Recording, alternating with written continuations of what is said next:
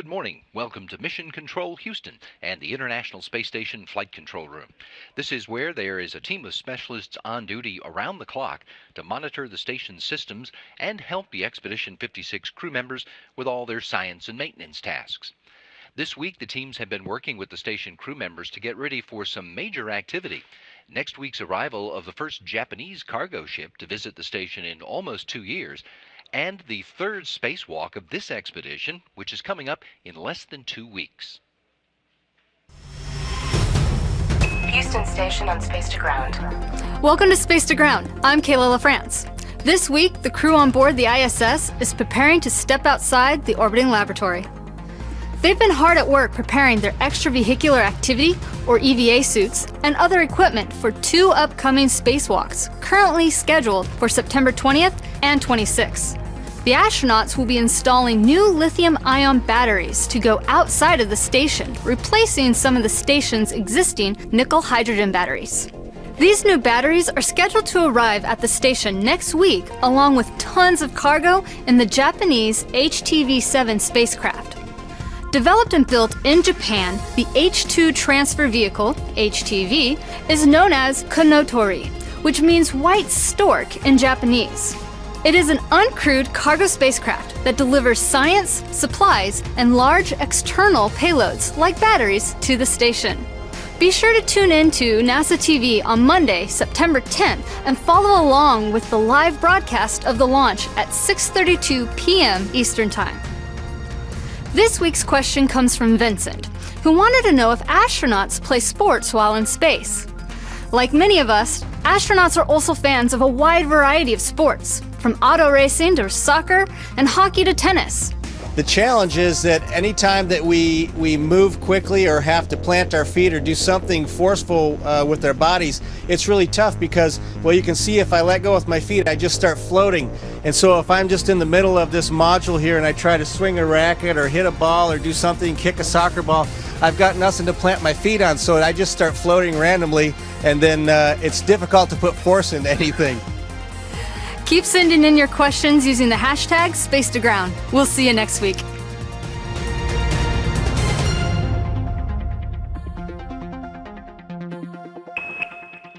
As Kayla mentioned, NASA TV and NASA.gov will have live coverage of the launch of the next Japanese supply ship to the International Space Station, starting at 5 a.m. Central Time on Monday, September 10th. Launch from the Tanegashima Space Center in Japan is targeted for 5:32 a.m. Houston time on Monday. And then rendezvous with the space station and capture and installation by the space station's robotic arm comes up next Friday, September 14th. The safe delivery of the HTV to the station next week will depend on the smooth operation of many highly technical systems, but none more so than the space station's remote manipulator system, seen here. More than 400 times since the hardware was delivered to the station more than 17 years ago, Canadarm2 has been right there to support a wide variety of operations, including the assembly of the station itself. Here's a quick reminder of some of its highlights.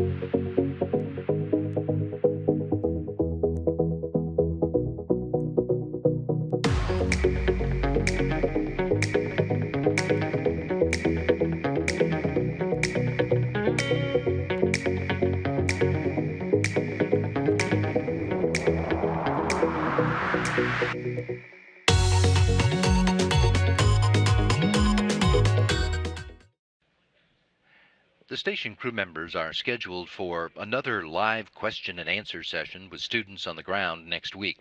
And that's a thing that they've done a lot of during this year of education on station, when there's been a former classroom teacher on board. Joe Acaba during Expeditions 53 and 54, and now Ricky Arnold for Expeditions 55 and 56. Those live Q&As help students and their teachers on Earth get the most out of learning about science, technology, engineering, and math. And so do the demonstration videos the astronauts have been making, like this one, in which Acaba talks about exercise on orbit.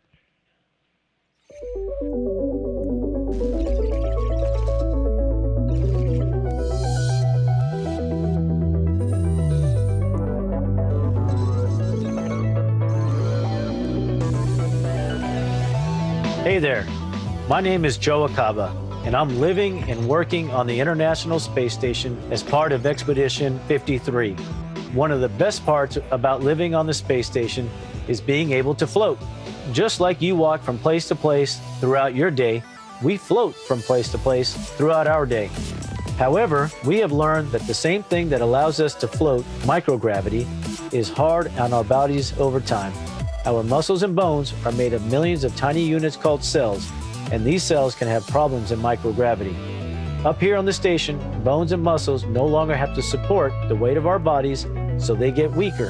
Astronauts could develop something called muscle atrophy, where our muscles become weak from lack of use. Each bone in your body is made of cells too. A healthy bone has more density than an unhealthy bone. Weakened bones can lead to a disease called osteoporosis. Fortunately, our scientists at NASA have figured out one way to keep astronauts healthy and strong. It's called exercise. Let's take a look at how astronauts exercise in space. This machine here is the Advanced Resistive Exercise Device, or we call it ARED.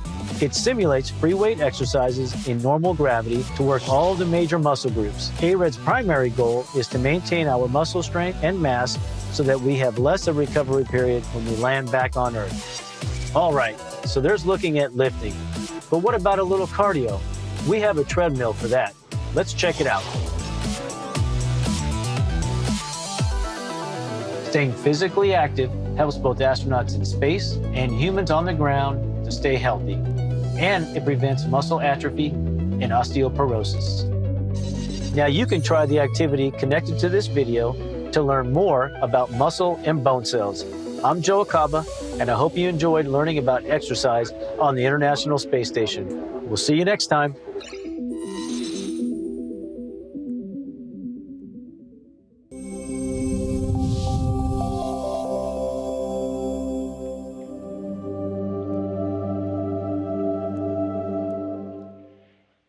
The humans on the International Space Station aren't there just to help out with science in the laboratory. For some of the experiments, they are the experiment. In the almost 18 years since Expedition 1 arrived on orbit, researchers have found that many crew members have experienced vision changes and anatomical alterations to their eyes during and after long-duration spaceflight. The Vision Impairment Syndrome investigation may improve our understanding of how blood pressure in the brain affects eye shape and visual acuity.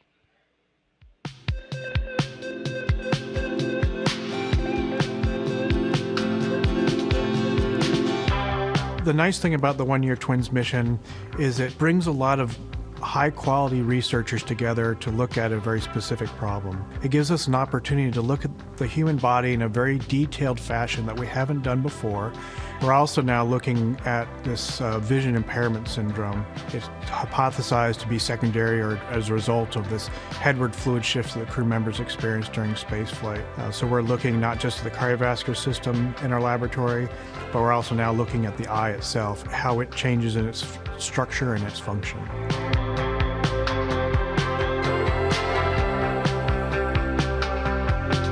There's a strong cardiovascular component, so how much of the blood and the blood pressure gets transmitted to the head, which would be different than what's on the ground. The person that goes to see their doctor every day will have a potential benefit from what we learn in looking at our astronauts. Some of the issues that we're looking at for the one-year mission are things that people would normally experience on Earth.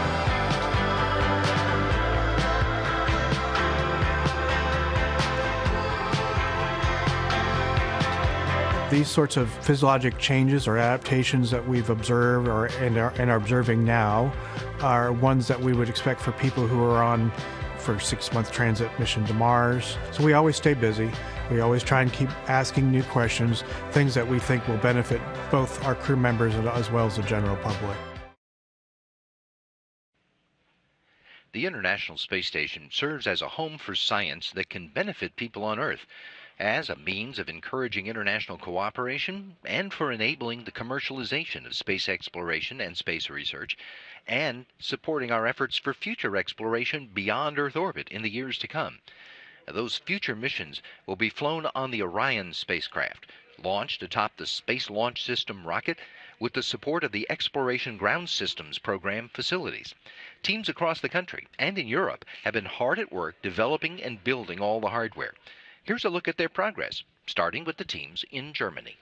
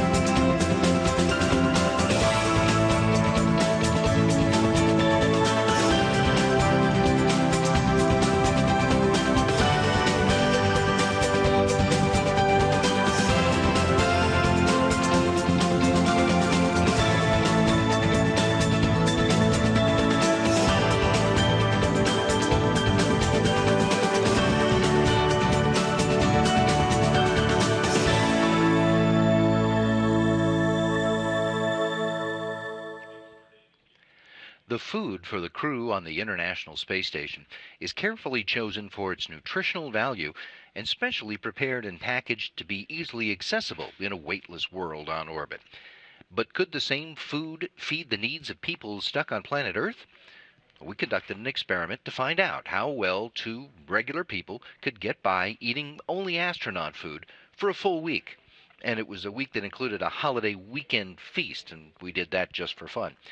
Take a look at how they fared.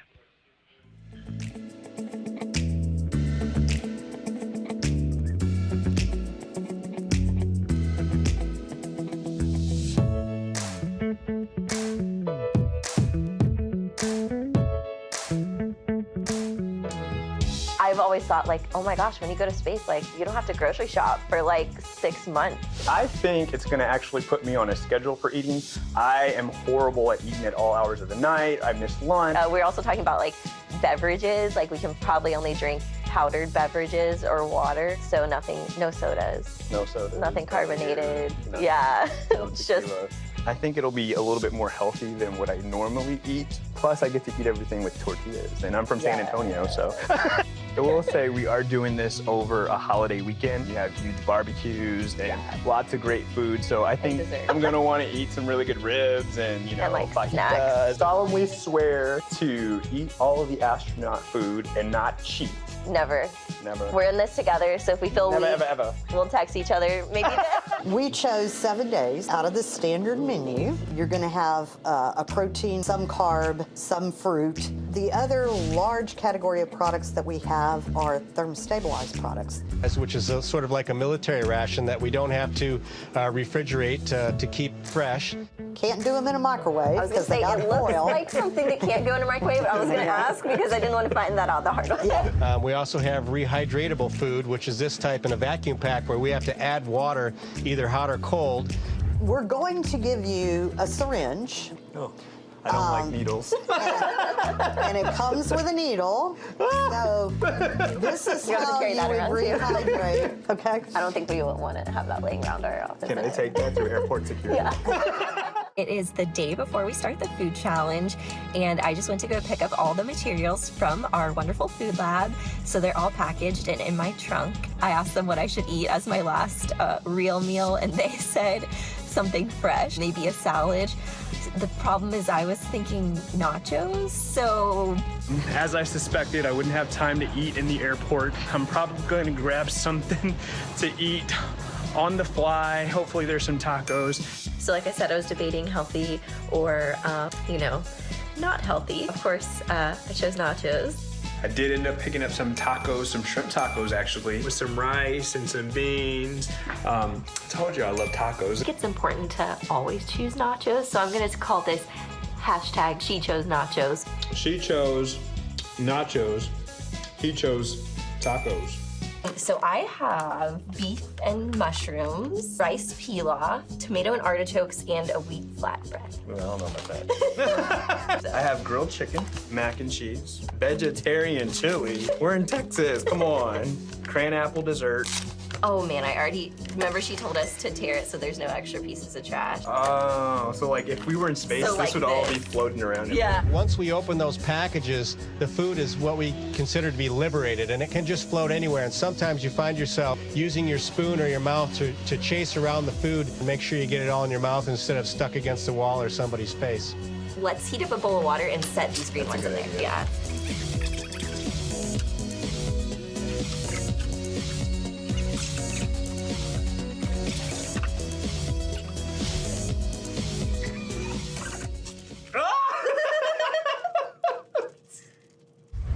And it looks like it's getting to be the right consistency. Yeah.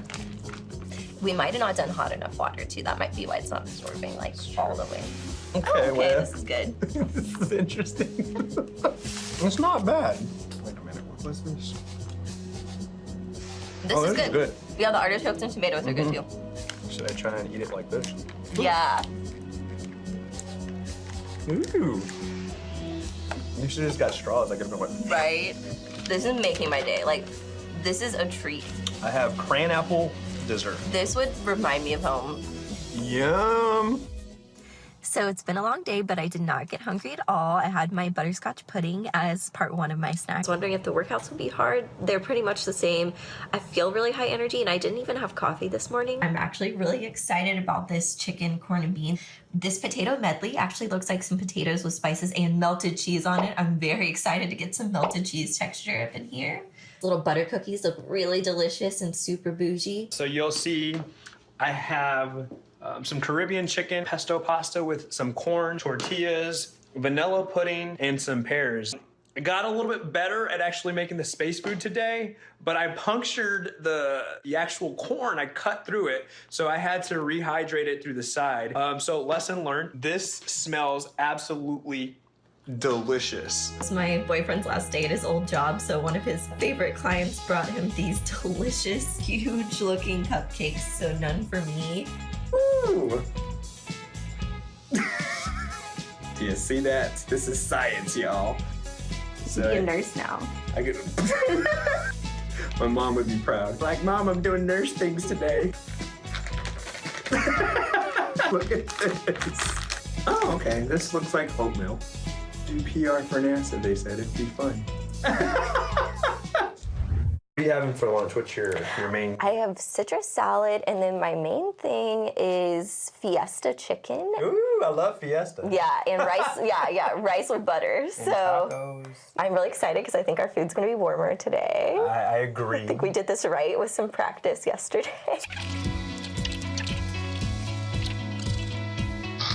This is some smoked turkey. Oh God! It's leaking. I wasn't expecting. It's like it smells funky. Some cornbread dressing, and then some cauliflower. I'm not a fan of this. Today we're eating in the LBJ room. So President LBJ is who Johnson Space Center is named after. We should do a toast. Oh, we should. Go LBJ. Woo! Oh, mine's closed. And so here we go. This is really good. This is the chicken noodles. Let's try some of this green bean. Oh, that could use some hot sauce. The lentil soup. Ooh, it's hot. Ooh, hot. See, these are actually my tortillas. Astronauts on board the International Space Station can actually eat tortillas, and it's one of the things that they like to do because you can pretty much grab anything that's floating in space with them. 2 quick miscellaneous notes. I've been living a really scheduled life and waking up early and going to bed early because I've been having to wake up with enough time to make breakfast. And then I go to bed shortly after dinner just so I don't get hungry again. I think Dan has a burrito. Oh, I yeah. am jealous right now. I went for Pete. And queso. Apples, fresh fruit. Which may or may not be organic. My snack was chicken in a pouch, so. Mine was tuna in a Yeah. pouch. There you go. Lemon curd cake. Looks kind of like your rice. Not your grandma's I was just at the mall and whew, that was a week time because all of my friends got some really good appetizers, and when you're just all sitting around the table together, I had to really stop myself a couple times to not mindlessly reach for some of their chips or pretzels. What are you eating? A cupcake. And what is Isidro eating? Space chocolate. Space chocolate. Yeah. How do you feel about the astronaut candy? Is it yummy? Can you tell which one's the space food and which one is our regular Easter meal here?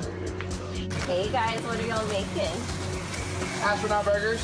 My family gets to eat this delicious grilled food, and I get to eat a kind of brisket, a space brisket, and baked barbecue beans, so we'll see how that ends up being. See this? Oh, it's coming apart. Oh no! Oh, save the meat. It's Monday, so we're done at Wednesday morning. We're really ready to be done. The weekend was hard. I was not able to eat any of the food that was at the festival. There were some jalapeno corn dogs, and I'm like, Sounds so good. what is life right now? I can't even. And we have curry chicken, green beans and potatoes. The potatoes have been iffy, but these look better than some of the ones. Cream of mushroom soup. Oh. A little bit of India, a little bit of Texas with this countryness. I'm so ready for this to be over. Yeah, we're ready. I need my social life back. Yeah, no, I'm just. Having milk today. Powdered milk. Ah! We're nervous about the guests or the milk? I'm more nervous about the milk, I'm not gonna lie. But something that I noticed while we've been eating this food is you have to have it really hot. On the space station, we put it in a kind of a, it's almost like an easy bake oven. Okay. Where you just, and that does make a really big difference. So I gotta admit, when I was making lunch this morning, I wasn't thinking this was gonna be on camera. Leftover rice, some turkey. But it's home cooked. It's definitely home cooked. Yeah, I was a big fan of the garlic paste. Garlic paste. That can fix anything. Okay, question. Can you chew gum in space? Yes. Okay, because garlic, bad breath. I wasn't trying to impress any of my crew members. We would use what we call food glue. So something, we'll just make up something. Spray some olive oil in there to try to get everything to stick together a little bit, or like I said, the garlic paste worked well for me. When you get a few people with rice in their eye, then after that, you figure something out. You know, it's a lot easier in space because we don't have to load the syringe. Like if you were trying to measure out 250 milliliters of water or 100 milliliters of water, we literally just dial that number and then press the button for hot or cold water. So talk to me about tacos in space. Tortillas, are they great to have up there? Yeah. Oh, sorry. It just floated on his plate. Gosh, if we had salsa, we did have salsa sometimes. You can put that on there. The salsa will stick to the bread. You can use the salsa for other things to stick to the salsa. I'm from San Antonio, and I love tacos. So I told everyone I would make a space taco. Yeah. So it's a little bit leaky, extra moist. Happen in space. Yeah. It doesn't drip off the edges, it just makes a bubble. Gotta do the taco tilt because everybody knows. This is good stuff. That's awesome. This was the Mexican scrambled eggs food lab. They know what they're doing. We got some scientists back there. So is there anything that you... Ooh, we did it! Way better than the LBJ toast. Yeah. Favorite meal? I actually really liked a lot of the breakfast food. And the shrimp cocktail was, in fact, very good. Ooh, shrimp cocktail. But the scrambled eggs in a taco... Ugh, man. Sorry. Done.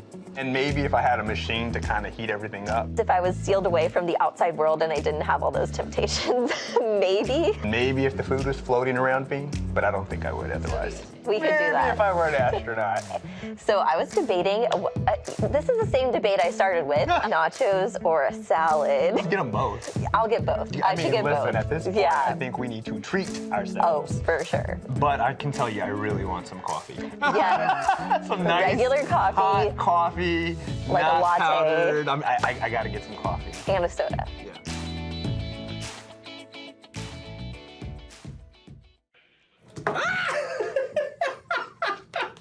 This is not easy, y'all. I'm telling you.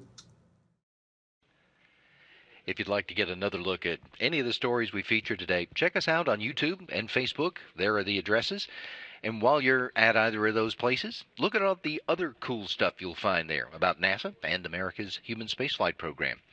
You should also check out Houston, We Have a Podcast, featuring folks here at NASA talking about their work in all aspects of space exploration. All the new episodes post on Fridays, and today, the final part of our series on the hazards of human spaceflight. Gary Jordan talks with Dr. Brian Crucian about the impacts of the hostile and closed environments that will face the people who will make those future journeys out into the solar system.